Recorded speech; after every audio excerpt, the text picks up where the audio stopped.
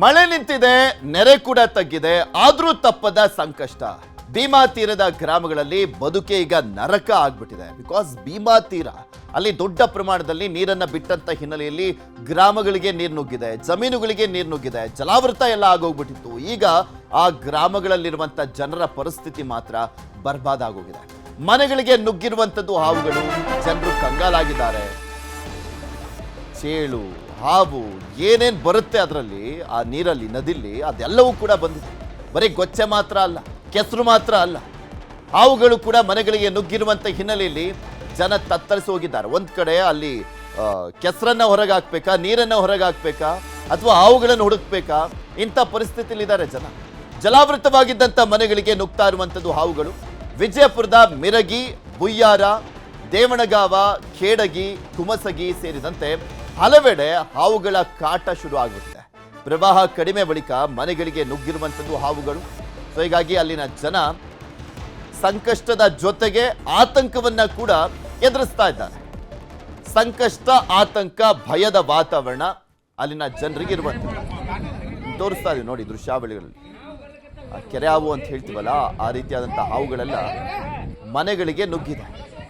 ಆ ಭೀಮಾ ತೀರದ ನೀರು ಗ್ರಾಮಗಳಿಗೆ, ಅಲ್ಲಿ ಜಲಪ್ರಳಯ ಆದಂಥ ಪರಿಸ್ಥಿತಿ ಇತ್ತಲ್ಲ, ಗ್ರಾಮಗಳಿಗೆ ನುಗ್ದಂಥ ಸಂದರ್ಭದಲ್ಲಿ ಮನೆಗಳಿಗೆ ನುಗ್ಗಿರುವಂಥದ್ದು.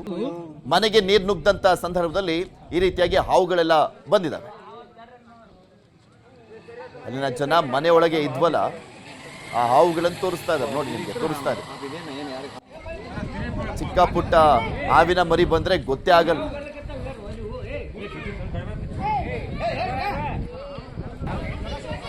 ಆ ನದಿಲ್ ಬಂದಿರೋದು ಹಾವು, ಚೇಳು ಏನೇನಿರ್ತವೆ ನೀರಿನ ಒಳಗಡೆ, ಅವೆಲ್ಲವೂ ಕೂಡ ಬಂದಿದ್ದಾವೆ ಮನೆಯ ಒಳಗಡೆ.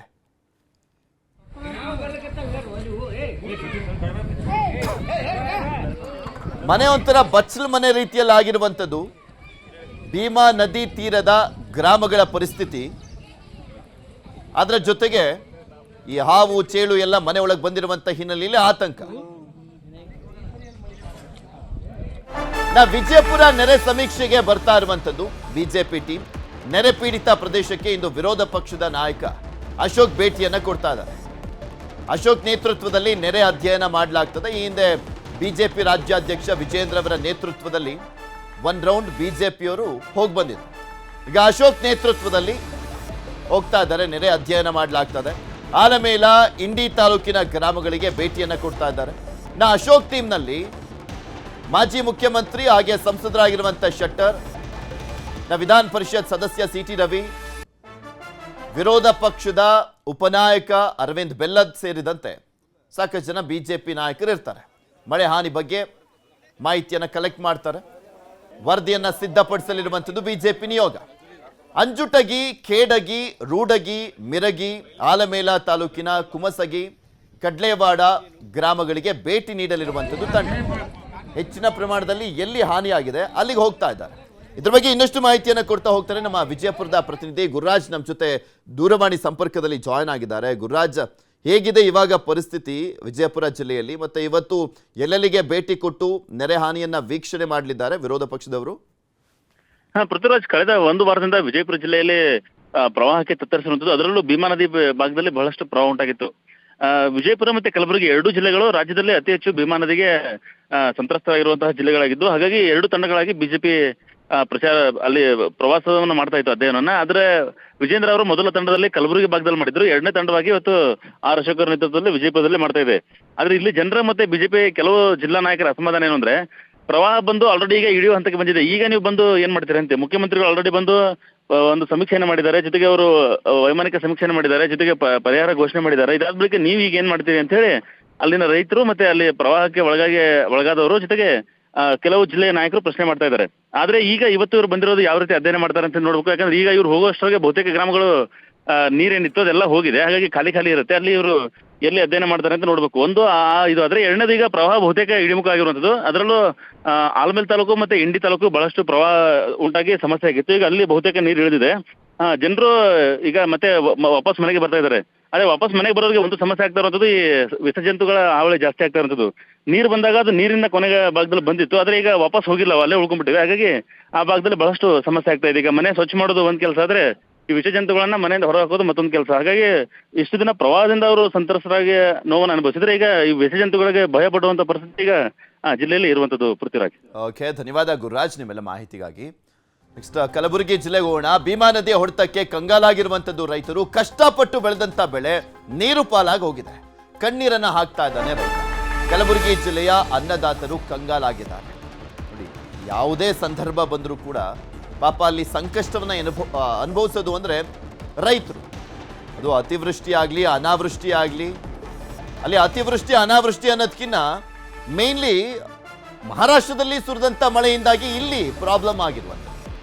ಕಲಬುರಗಿ ಸೇರಿದಂತೆ ಕಲಬುರಗಿ, ಯಾದಗಿರಿ, ಬೀದರು, ವಿಜಯಪುರ, ಬಾಗಲಕೋಟೆ, ರಾಯಚೂರು ಈ ಭಾಗದಲ್ಲಿ ಸಾವಿರಾರು ಎಕರೆ ಪ್ರದೇಶದಲ್ಲಿ ಬೆಳೆ ಹಾನಿಯಾಗಿದೆ. ಕಟಾವಿಗೆ ಬಂದಿದ್ದಂಥ ಹತ್ತಿ ಸಂಪೂರ್ಣವಾಗಿ ನಾಶ ಆಗಿದೆ. ಶಹಾಬಾದ್ನ ಮುತ್ತಗ ಗ್ರಾಮದ ರೈತರು ಕಣ್ಣೀರನ್ನ ಹಾಕ್ತಾ ಇದ್ದಾರೆ. ಸಾಲ ಸೋಲ ಮಾಡಿ ಬೆಳೆದಿದ್ದಂಥ ಬೆಳೆ ಈಗ ನೀರ್ಪಾಲಾಗಿದೆ. ಕೈಗೆ ಬಂದ ತುತ್ತು ಬಾಯಿಗೆ ಬಾರದೆ ರೈತರು ಕಂಗಾಲಾಗಿದ್ದಾರೆ. ಸೂಕ್ತ ಪರಿಹಾರ ನೀಡುವಂತೆ ರೈತರು ಆಗ್ರಹಿಸ್ತಾ ಇದ್ದಾರೆ. ಈ ಸಂದರ್ಭದಲ್ಲಿ ಮಾತ್ರ ಸರ್ಕಾರವನ್ನ ಕೇಳ್ಕೊಳ್ತಾರೆ. ಪಾಪ ಅಟ್ಲೀಸ್ಟ್ ಸರ್ಕಾರ ಈ ಸಂದರ್ಭದಲ್ಲಿ ಸ್ಪಂದಿಸಬೇಕಾಗಿದೆ. ಪ್ರತಿ ಎಕರೆಗೆ 25,000 ಪರಿಹಾರವನ್ನ ಕೊಡುವಂತೆ ಸರ್ಕಾರಕ್ಕೆ ಮನವಿಯನ್ನ ಮಾಡ್ಕೊಳ್ತಾ ಇದ್ದಾರೆ. ಸರ್ಕಾರ ಎಷ್ಟು ಮಟ್ಟಿಗೆ ಸಾಧ್ಯನೋ ಅಷ್ಟು ಮಟ್ಟಿಗೆ ಸ್ಪಂದಿಸುವಂತ ಕೆಲಸವನ್ನ ಮಾಡಬೇಕಾಗಿದೆ. 2,000 ಕೋಟಿ ಏನೋ ಘೋಷಣೆ ಮಾಡಿದ್ದಾರೆ ಸಿದ್ದರಾಮಯ್ಯನವರು. ಆದ್ರೆ ಇನ್ನೂ ದೊಡ್ಡ ಪ್ರಮಾಣದಲ್ಲಿ ಹಾನಿಯಾದಂತೆ ಕಾಣಿಸುತ್ತೆ. ಕೇಂದ್ರ ಸರ್ಕಾರ ಕೂಡ ನೆರವಿಗೆ ಬರಬೇಕಾಗಿದೆ. ಕಾದ್ ನೋಡೋಣ ಅವ್ರು ಏನಾದ್ರು ಹೆಲ್ಪ್ ಮಾಡ್ತಾರಾ ಇಲ್ವಾ ಅಂತ.